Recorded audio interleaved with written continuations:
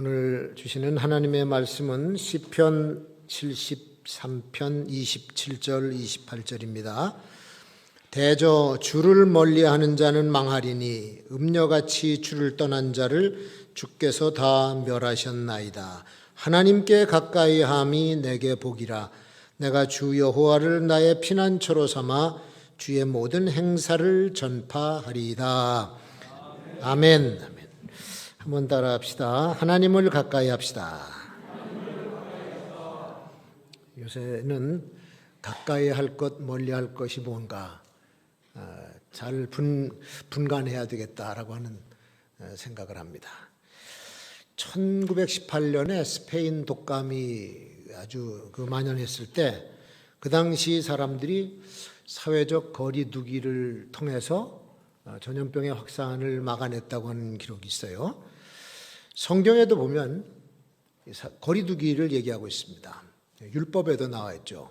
전염성이 강한 문둥병, 이런 병들은 그거 막아낼 약도 없었고 걸리면 그냥 몸이 썩어 죽기 때문에 문둥병 걸린 사람들은 가족으로부터 사회로부터 격리를 시켜서 아주 사람 없는 한적한 곳에 거기서 살도록 그렇게 했습니다. 이 공동체 속으로 들어오지를 못했었어요.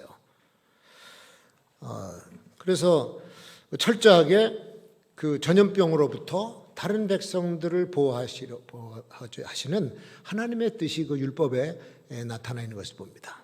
만약에 문둥병 걸린 사람이 혼자 한적한 길을 가다가도 성한 사람을 만나면 그 즉시 서서 소리를 지릅니다. 자기의 위에 입술을 가리고 나는 부정하다 소리를 질러야 돼요.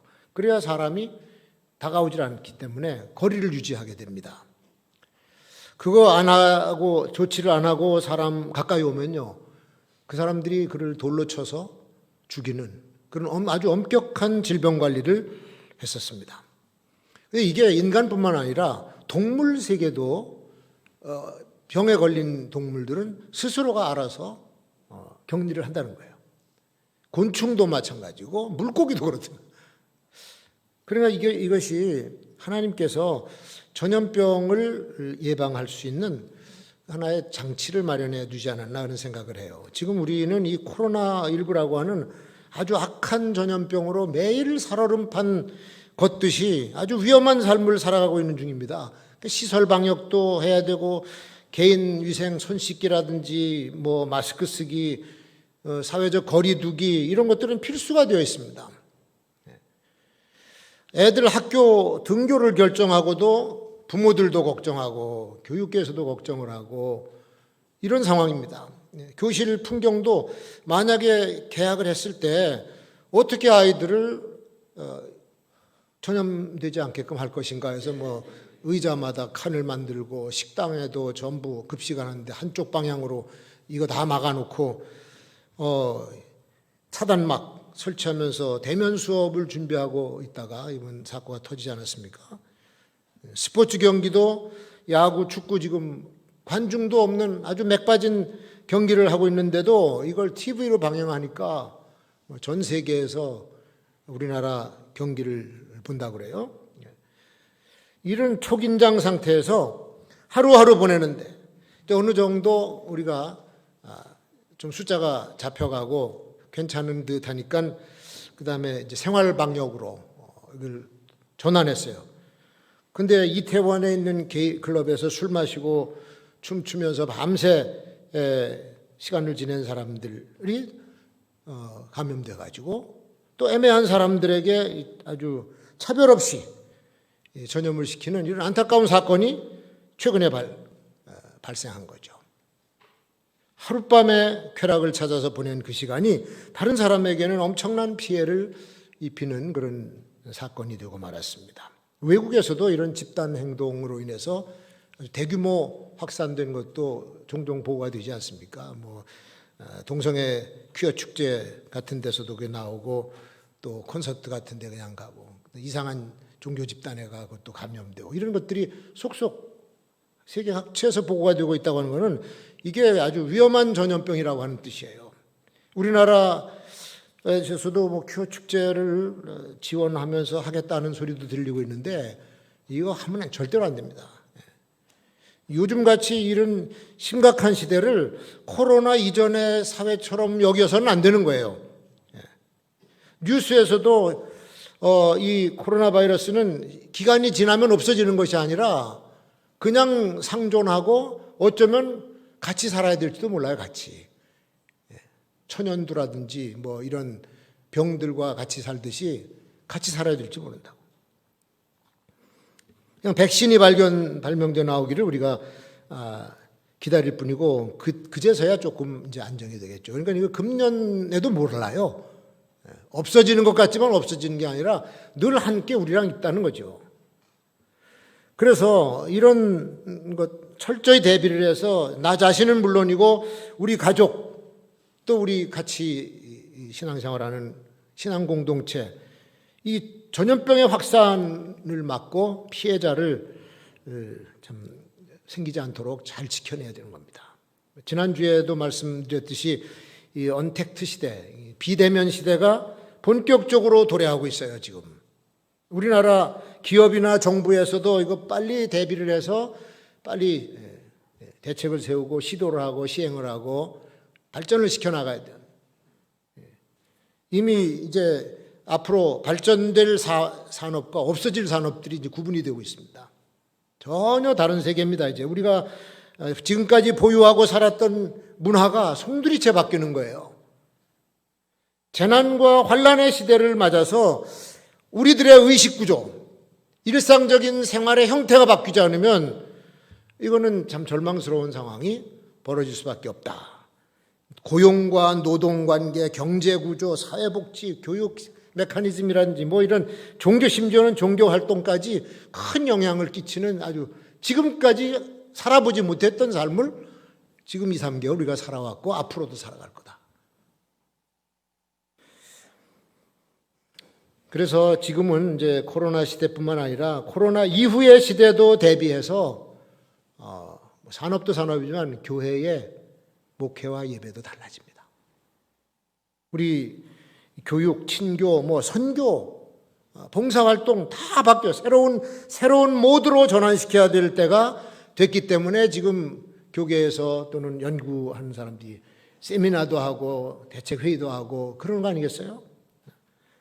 재앙과 환란 이런 시대를 우리가 어떻게 그 가운데서 교회 목회를 하며 교회 운영을 하며 교인들은 어떻게 신앙생활을 할 것인가 이거를 재편성하고 많은 그 연구를 또 하고 시도를 해야 되는 겁니다. 실제로 우리가 가야 될 방향을 잘 관찰하고 안전하게 가는 방법을 기도하는 중에 좋은 방안도 우리가 연구를 해나가면서 서로 연구하고 지혜롭게 슬기롭게 이 환란의 때를 살아가는 우리 성도가 되어야 될 줄로 믿습니다.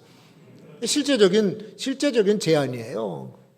우리가 기본적이고 상식적인 예방책을 따라서 그것을 그대로 살아가야 되는 거죠. 지금 우리나라 의료진들 또 질병관리본부에서 연구하고 내놓는 이런 내용들은 이건 전문가들이 내놓은 겁니다. 전문가들이. 연구를 통해서 실험을 통해서 내놓은 거기 때문에 신뢰를 해야 돼요. 뭐 이 위기 상황일수록 그 분야의 전문가들의 이야기를 존중하고 듣는 것이 그나마 피해를 줄일 수 있는 길. 어떤 개인의 추측이나 뭐 잘못된 확신 가지고 이상한 행동을 하게 됐다. 그러면 피해는 여지없이 당하는 거죠.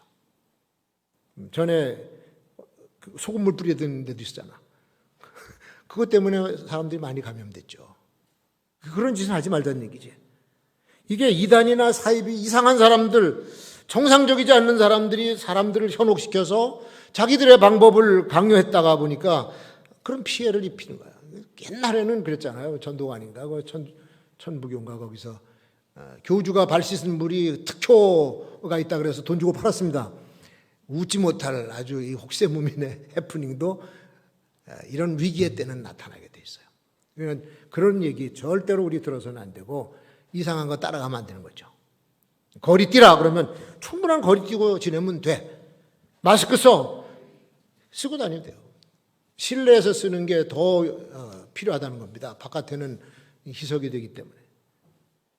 뭐 손 잘 씻으라 그러면 부지런히 손 씻으면 돼요. 이 질병관리본부에서 시키는 대로 하니까 독감 환자가 줄었다 그런 얘기도 있습니다만은 그 여자 노란 옷 입고 나와서 늘 얘기하는 정은경 질병관리본부장, 여러분 이분이 서울대학교의 질병예방의학 박사입니다.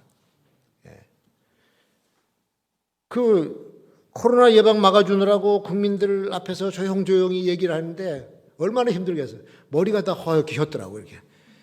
그분은 훈장 줘야 될 것이 아닌가 저는 그렇게 생각합니다. 참 안쓰러워요. 보세요. 우리가 아무리 질병에 대해서 안다 그래도 그분보다 많이 알겠습니까?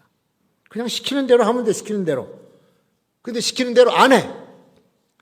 우리 인간들에겐요, 이 청개구리 심보가 있어가지고 오죽하면은 우화에도 나왔으라고. 저나 여러분이나 말 되게 안 들어요. 그냥 시키는 대로 하면 되는데 꼭 반대로 가려고 그래. 저항의식이 있는지, 저항의식이 있어야 똑똑한 건지 하여튼 꼭 그러려고 그래. 그래서 이걸 일본 말로 하면 갸꾸로 가려 자꾸. 자기 주장대로 하려고 하는 성향이 강한 거예요. 잘 알지도 못하면서. 그래서 사는 길을 가르쳐줘도 꼭 죽을 길로 가는 것이 인간들이고, 성경을 읽다 보니까 그런 자들이 바로 이스라엘 백성들이었더라고. 이스라엘 백성. 하나님께서 말씀하신 그 명령을 그대로 지키면 축복을 받는다라고 말씀을 하시는데도 그게 진리야. 근데 이상하게도 축복의 말씀을 제껴놓고 자기 길을 가는 거야. 이방신들을 쫓아가고 가서 우상을 섬기고 하지 말라는 짓만 골라서 하다가 결국은 하나님의 명령을 어기고 하나님의 징계를 받고, 그러고는 나라까지 망하더라고요. 사륙을 당하고 처참하게. 언제부터 이런 못된 성향이 생겼나 보니까 최초 인간인 아담이 그랬어. 에덴 동산에 살고 있는 아담이, 아니 굳이 따먹지 말라고 하는 선악과를 왜 따먹어? 에덴 동산에 그보다 더 맛있는 과일들이 수두룩했을 텐데 굳이 그 선악과를 따먹고 죽음을 자초했어. 자기만 죽으면 되지 그 죽음이 우리에게까지 유전이 돼서 우리도 죽는 거예요. 그러니까 우리는 조상을 잘못 만난 거야. 아담이라고 하는 조상을. 그래서 그 조상의 죄를 사해 주시려고 두 번째 사람 아담, 마지막 아담인 예수께서 오셨어요. 오셔서 우리 지은 죄를 대신 지시고 십자가에서 생명까지 주시면서 구원의 길을 열어주셨는데 또 그 길도 안 와.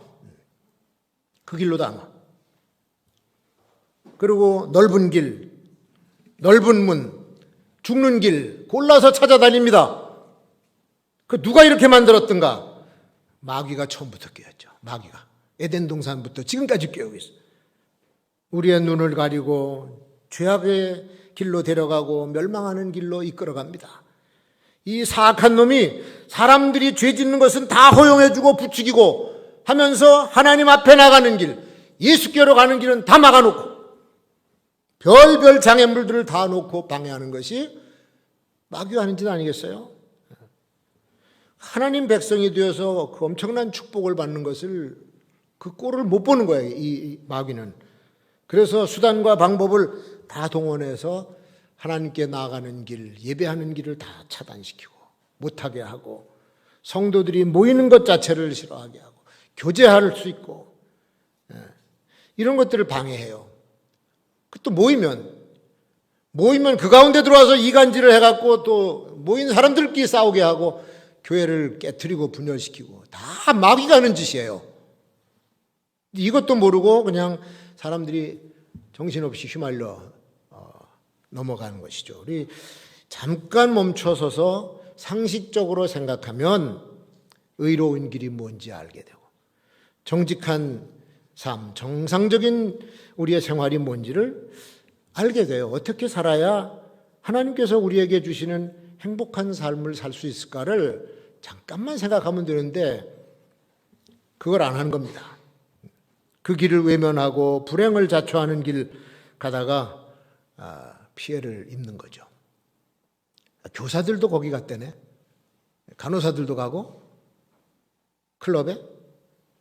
그는 잠깐 생각해 본 되잖아. 내가 그 밀집된 장소에 가서 놀다가 감염되면은 이제 내가 만나야 될, 그리고 가르쳐야 될 아이들도 감염될 수가 있는데 그 생각 조금만 했으면요. 안 가죠. 근데 당장 오늘 저녁에 가서 놀게 머리 꽉 찼어요. 젊은 사람들이 그냥 갇혀 있으니까 얼마나 답답하겠어. 가서 놀고 싶기도 하고 한잔하고 싶기도 하고 친구들 만나고 싶기도 하겠지. 그러나 사람들에게 영향을 끼칠 수 있는 사람은 절제를 해야 돼요. 교회에서는 제가 제일 절제를 해야 돼요. 저 걸리면 큰일 납니다. 그죠? 그러니까 이런 우선 즐겁고 신나는 쾌락의 순간만 생각했기 때문에 이거를 모르고 그냥 가버렸어요. 자기는 전염이 안 될 줄 알았는데 그게 수많은 사람들에게 피해를 주고 고개를 들 수 없는 부끄러운 짓을 하고 만 것입니다.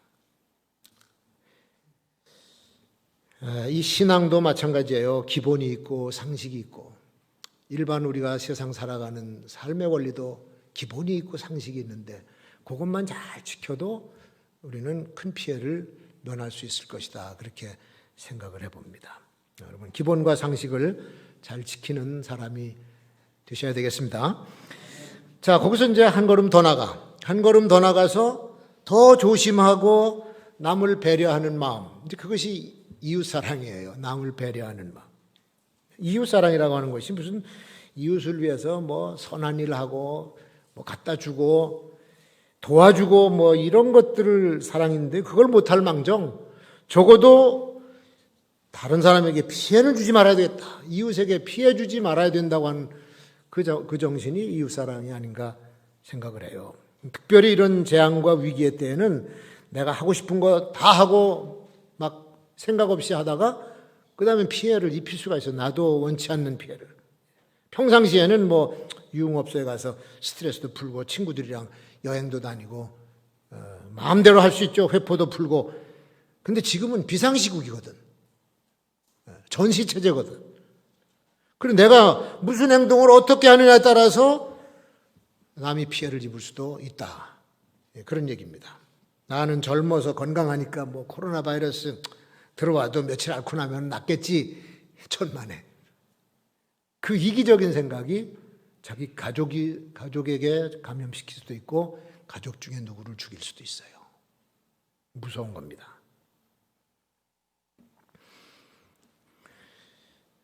이게 걸렸다가 낫는다 그래도 이미 주변 사람들과 사회에 악영향을 끼친 그는 쓸어 담을 수가 없는 실수죠.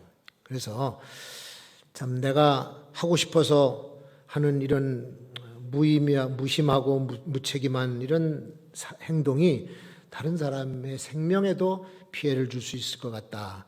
그래서 절제를 하는 이타적인 사고방식을 가져야 될 때가 이 위기의 때입니다. 그래서 그래야 재앙을 이겨낼 수가 있어요. 중세시대에도 흑사병이 번져서 떼죽음 할 때도 그때 기독교인들이 희생적으로 이웃을 위해서 헌신했어요. 그 희생과 헌신이 있었기 때문에 잡아낼 수가 있었다. 이겨낼 수가 있었죠. 요새 헌신적으로 이 환자들 돌보고 검사에 매달리고 그냥 얼굴이 상처가 나고 피곤해 지쳐 나가 떨어져 있는 이 의료진들을 보면은 정말 마음이 감동이 또 박수 보내고 싶은 그런 심정이 생겨. 너무도 수고하고 있어요. 그 수고하고 간신히 잡아가는데 또 고생을 시켜. 이기적인 생각은 자기도 해를 입을 뿐만 아니라 남에게도 심각한 해를 입힐 수 있다라고 하는 겁니다. 이웃을 좀 한 번 더 배려하고 사랑하는 생각을 이런 어려울 때에 해야 되는데 근래 또 사건이 하나 터져서 아파트 경비원을 또 아주 인격 모독을 해가지고 자살을 하게 했다. 그래서 또 이게 온 세상이 시끄럽습니다. 대부분 아파트 경비하는 분들은요, 정년퇴직한 나이 드신 분들이 들어와요. 힘들게 들어와요, 거기도. 들어와서 이제 그 아파트 경비도 그런 걸 하는데, 자기 집에서는 존경받는 아버지고 사랑받는 할아버지들이에요. 고학력자도 있어요. 정년퇴직하기 전에는 학교 교장 선생님도 있고 정말 좋은 위치에 있던 사람들이 나이가 들어서 클릭한 겁니다. 그러면 그런 사람들을 좀 존중을 해주고 인정을 해야지. 이런 살벌한 세상에서 참 이런 일들이 더 이상 벌어져서는 안 되는 거죠. 자, 우리 세상살이가 참 살아가는 게 쉽지가 않아. 독해야 살고 또 쌈딱처럼 싸워서 이겨야 살고 그러기 때문에 조금이라도 손해보지 않으려고 그냥 사람들마다 독해지는 거야. 그리고 싸움도 그냥 막 하고 쌈딱이 되죠. 쌈딱이. 그래야 살아남을 수 있는 악한 시대인데 그렇다고 해서 하나님의 자녀인 우리가 그 사람들처럼 쌈딱이 되어야 되겠나? 이런 생각을 하게 되는 거예요. 갈등이 많죠. 싸워야 이기는데 하나님의 자녀들이 그렇게 살아서야 되겠는가? 너희는 빛이 되고 소금이 되라라고 주님 말씀하셨는데 쌈박질 해갖고 소금이 될 수가 있나? 좀 손해보더라도 바보 같다고 해도 사람들에게 온정을 베풀면서 살아가야 되는 것이 이 어려운 때의 우리의 삶이 아닌가 생각을 해보는 겁니다. 그래서 우리 기독교인들은 최선을 다해서 이웃을 배려하는 마음 가지고 피해주지 않으려고 스스로가 노력을 해야 되는 그리고 애를 써야 되는 그런 처지에 지금 우리가 있습니다. 그러니까 예배 드리러 올 때도 예방과 이 방역에 대한 지침을 우리 스스로가 한 단계 높여서 지켜버리면 돼. 여기 우리 이웃교회 온사랑교인이 팔복교인이 와서 조사를 해보니까 교인들은 아무 감염이 없다는 거예요. 왜 그런가 그랬더니 철저하게 거리뛰기 하고 방역하고 정부가 하라는 대로 하니까는 이런 결과가 나타났다 해서 오히려 뉴스에서 칭찬을 하더라고. 우리는 한 단계 더 나가주는 거예요. 그걸 엑스트라 마일이라고 그러죠. 예수님께서 그랬잖아. 오리를 가자고 하면 10리를 가져라. 엑스트라 마일이에요. 2m 뛰어라. 그러면 2m 50 뛰어주면 돼. 일주일에 한 번 방역해라. 2번, 3번 하면 되는 겁니다. 그래도 밖에서 걸려 들어와서 걸리면 어쩔 수 없어요. 감염될 수밖에 없지만 적어도 우리는 부끄러운 짓은 안 했잖아. 그렇게 살아가고 그렇게 애를 쓰는 사람들을 우리 하나님께서도 보호하시고 지켜주실 줄로 믿습니다. 그 믿음 가지고 살면서 다른 사람들의 안전과 치료를 위해서 노력하고 중보 기도해주는 제사장적인 위치에서 우리가 살아가야 될 줄로 믿습니다. 자, 그리고 마지막으로 세상을 가까이 하는 것보다 하나님을 더 가까이 하자.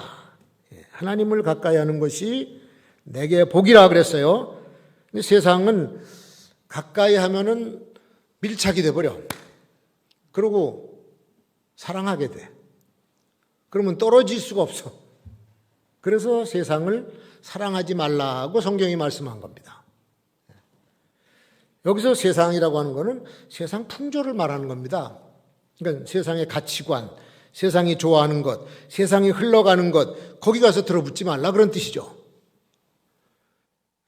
그런데 세상이 흘러가는 방향, 세상 사람들이 그 안에서 살아가는 형태를 잘 보면 이게 세상 풍조라는 것이 눈에 드러나요. 자, 그러면 지금 우리가 사는 이 세상 풍조가 괜찮은 풍조냐? 정직한 풍조고 올바른 풍조냐? 정상적인 시스템이냐? 공의롭고 믿을 만한 시스템이냐? 그렇게 질문하면요, 대부분 사람들이 아니라고 그래요. 아닌 것 같은데요. 왜? 정의로운 사회고 괜찮은 사회면 뭐 이렇게 시끄러워? 왜 이렇게 시끄럽고 복잡해? 무슨 일이 터지면요, 그 사람 잘못했다라고 이제 말이 먼저 나와. 그 다음엔 곧 뒤에 이어서 나오는 얘기가 아니다, 잘못 알고 모함하는 거다, 이렇게 또 나와요. 그럼 둘이 붙어 싸워.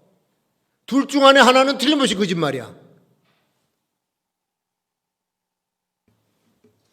그건 분명한 거 아닙니까? 하나는 기고 하나는 아닌데 싸우면 하나는 거짓말 아니야. 그러면 이거를 수사기관이나 전문기관이 빨리 속 시원하게 규명해서 국민들에게 알려주면 돼요. 그럼 끝나. 그걸 안 해. 시간만 자꾸 끌어. 그러니 어떻게 이 시스템을, 체제를 믿을 수가 있겠습니까? 세상에 그 흐름을 어떻게 안심하고 따라가? 그래서 사람들 요새 하는 얘기 들어보면요, 요새는 뉴스를 다 믿을 수가 없대. 뉴스를 믿을 수가 없지.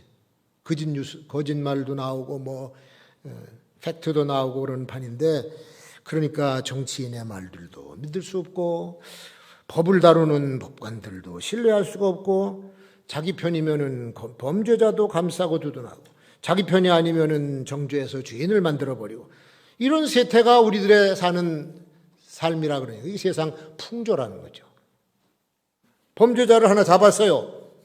아주 전 국민들이 막 난리를 치고 저런 놈은 죽여야 된다라고 체포를 했어. 근데 그 죄를 다루는 사람들이나 범죄자나 나중에 보면은 그놈이 그놈 같아 보여. 아니, 박사방 같은 이런 성착취물 비인간적인 범죄자가 잡혔는데 그 고객이 누구며 어떤 모양으로 연루되어 있는지 왜 저렇게 빨리 조사가 안 나오나? 저놈과 연루된 정치인은 없을까? 방송인은 없을까? 법조인은 없을까? 연예인은 없을까? 이런 생각이 자꾸 들게 만들면서 고개를 갸우뚱하게 하고 의혹만 키워가는 겁니다. 그렇게 생각이 발전하다 보면 다 그놈이 그놈 같은 거예요. 그러니까 이런 얘기가 나오는 거지. 수사도 재판도 명쾌하고 빨리 진전되어 끝나버려야 되는데 자꾸 질질 끄니까 의혹이 더 커져가는 겁니다. 여러분, 범죄자가 잡히면요, 요즘 수사 기법이 기가 막히거든. 과학적인 수사를 해서 다 들치면 다 나오게 돼 있는데, 그러면 발표하면 되잖아. 조사된 내용 가지고서 판결하고 끝내버리면 아주 깨끗하고 명쾌하게 끝날 텐데, 이게 안 되니까 흐름이 불이한, 비정직한 흐름이 흘러가서 그게 세상 풍조가 된 거예요. 거기다가 갖다 우리를 밀착을 시킵니까? 하나님께서는 구약의 선지자들을 통해서 그 당시에 사회에 만연되었던 이 불의한 재판, 또 탐욕의 지도자들, 거짓된 종교인들 신랄하게 책망하라고 비판했어요. 그리고 그냥 있지 않고 심판을 해버렸습니다. 칼과 온역과 기근으로. 하나님을 멀리하고 탐욕과 정욕의 눈이 멀어버린 시대의 지도자들과 그 백성들에게 내렸던 무서운 재앙과 살육은 말로 표현할 수 없을 정도로 끔찍했습니다.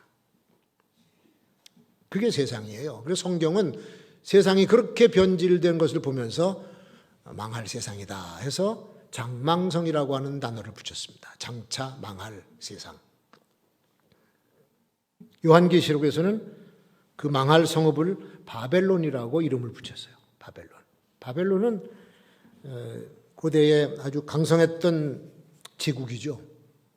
유다 왕국 그 주변에 있는 나라들 다 멸망시키고, 그리고는 세워진 정말 화려하고 영광스러운 나라, 그거에 100년을 못 가요.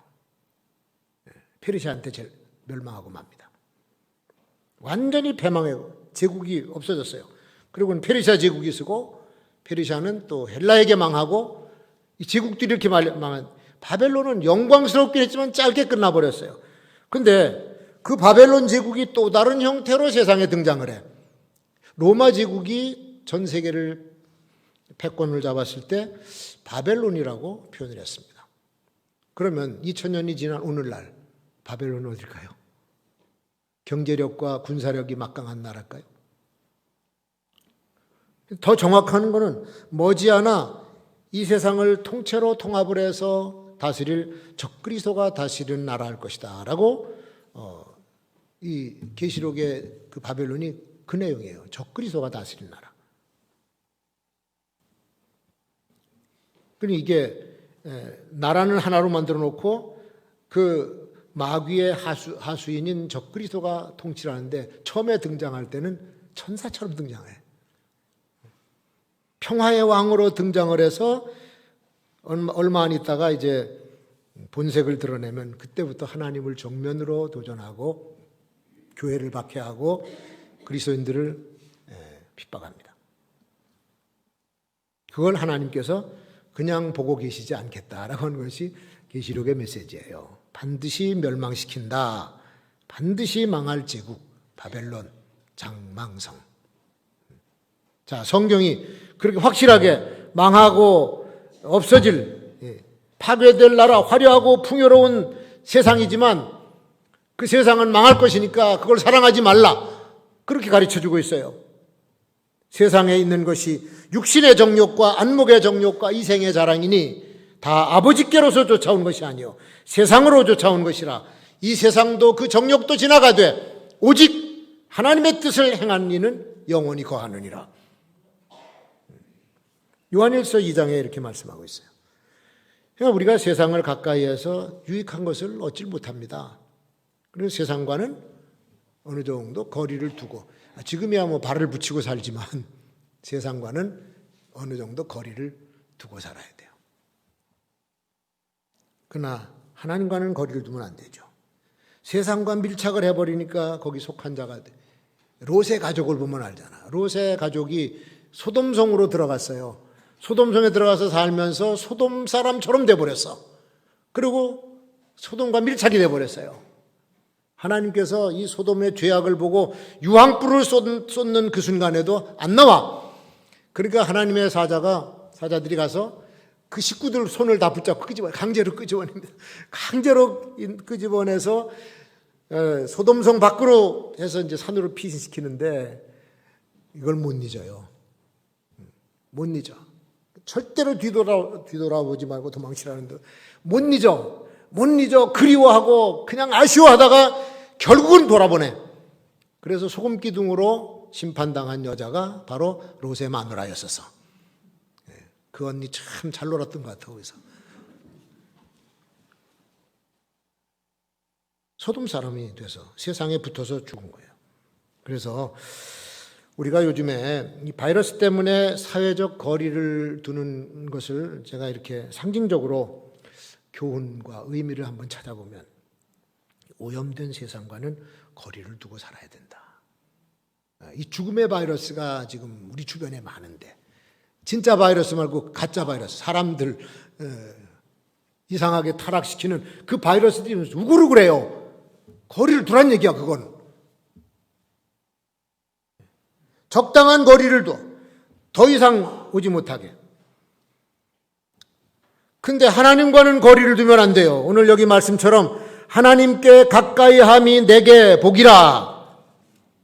하나님을 가까이 하면 그분의 축복이 임하는 줄로 믿습니다. 하나님을 가까이 하면 그분의 손이 나를 보호하시는 줄로 믿습니다. 보호의 장막을 벗어나면 그때는 당하는 거예요. 그래서 세상 가까이 가는 것이 아니라 하나님을 가까이 해서 주님의 사랑을 받고 주님의 보호를 받고 이 재앙의 시대에 하나님의 자녀들은 환난을 잘 통과하는 우리 모두가 되어야 될 줄로 믿습니다.